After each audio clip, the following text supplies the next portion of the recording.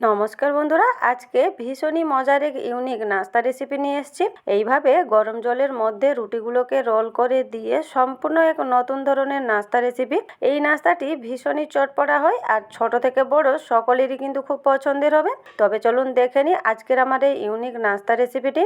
আজকের এই নাস্তা রেসিপির জন্য এখানে 1 বাটি আটা নিয়েছি। আটার বদলে আপনারা ময়দা দিয়েও বানিয়ে নিতে পারেন। তাতে দিয়ে দিলাম পরিমাণ মতো লবণ আর 1 চামচের মতো আমি তেল দিয়েছি। তেল আর লবণটাকে ওই আটার সাথে খুব ভালোভাবে মিশিয়ে নিব।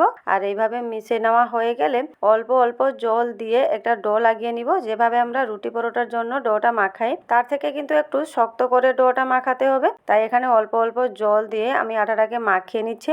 এখানে আটাটাকে আমি একটু শক্ত করে মাখিয়ে নিয়েছি। এই দেখুন, ঠিক এইভাবে মাখিয়ে নিতে হবে। এরপর আটার ডোটাকে আমি একটু রোল করে নিব। রোল করে নিয়ে তার থেকে ছোট ছোট করে লেচিগুলো কেটে নিতে হবে। এখানে আমি আটাটাকে একটু রোল করে নিয়েছি। এরপর ছুরি দিয়ে একটু ছোট ছোট করে লেচিগুলো কেটে নিচ্ছি। এখানে আপনারা আপনাদের পছন্দে ছোট বড় করে কেটে নিতে পারেন। তবে এইভাবে ছোট করে কাটলে রুটিগুলো যখন বেলবেন খুবই পাতলা হবে। এখানে এই নাস্তার জন্য কিন্তু রুটিগুলোকে একটু পাতলা করে বেলতে হবে। এখানে দেখুন, সমস্ত লেচিগুলোকে আমি গোল করে নিয়েছি। এরপর বেলে নিব। একটা করে লেচি নিব আর রুটির মতো করে পাতলা করে বেলে নিতে হবে। যতটা সম্ভব কিন্তু পাতলা করা যায় ঠিক সেইভাবে পাতলাটা করে নিতে হবে। এখানে দেখুন, পাতলা করে আমি একটা রুটি বেলে নিয়েছি আর একইভাবে এখানে সমস্ত রুটিগুলোকে বেলে নিয়েছি।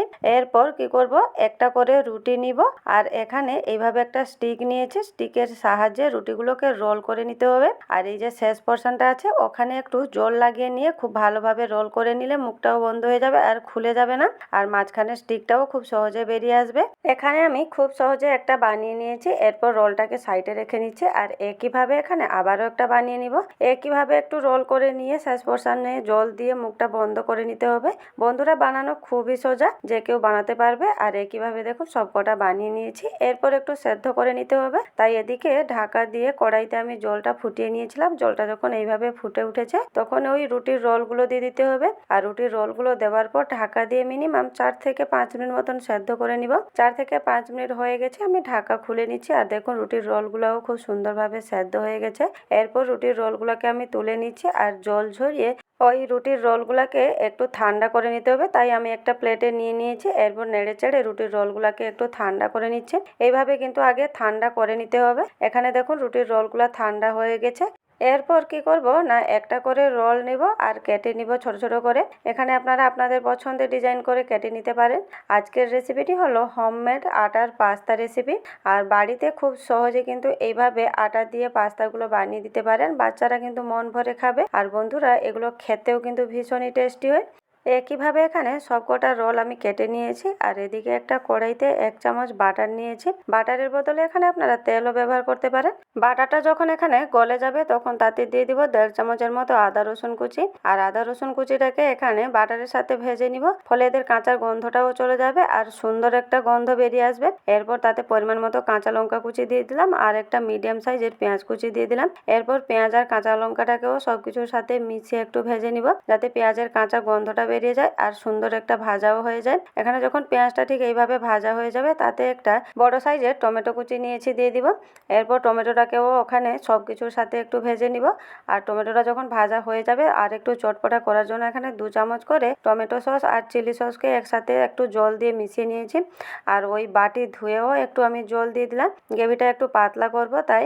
এরপর তাতে দিয়ে দিলাম পরিমাণ মতো লবণ আর ফ্রেশ কিছু ধনেপাতা কুচি।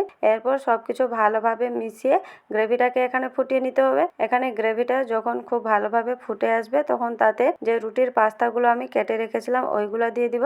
এরপর সবকিছু ভালোভাবে মিশিয়ে নিব। আর মিশিয়ে নেওয়া হয়ে গেলে এখানে মিনিমাম 1 মিনিটের জন্য ঢাকা দিয়ে কিন্তু রেখে দিতে হবে। ফলে গ্রেভিটা ওই পাস্তার মধ্যে যাতে ঢুকে যায়। এখানে দেখুন 1 মিনিট হয়ে গেছে, আমি ঢাকাটা খুলে নিচ্ছি। আর এখানে চটপটা পাস্তা কিন্তু সম্পূর্ণ রেডি। এইভাবে আটা দিয়ে হেলদি পাস্তা বানিয়ে বাচ্চাদের স্কুল টিফিনে দিতে পারেন। এমনকি বাড়িতে যদি ছোটখাটো খিদে লাগে তাহলে সকলের জন্যও আপনি এইভাবে চটপটা কিছু বানিয়ে নিতে পারেন। সম্পূর্ণ হেলদি, আটা দিয়ে বানানো হয়েছে। আর দেখতে যেমন হয় বন্ধুরা, খেতেও কিন্তু ভীষণই চটপটা হয়। একবার হলে আপনারা ট্রাই করবেন। আর আজকের আমার এই হোমমেড আটা দিয়ে পাস্তা রেসিপিটি কেমন লাগলো কমেন্ট বক্সে অবশ্যই জানাবেন। আর ভিডিওটিকে লাইক শেয়ার কমেন্ট করতে কিন্তু একটুও ভুলবেন না। নমস্কার বন্ধুরা, আজকের মতো এই পর্যন্তই। ভালো থাকবেন, সুস্থ থাকবেন।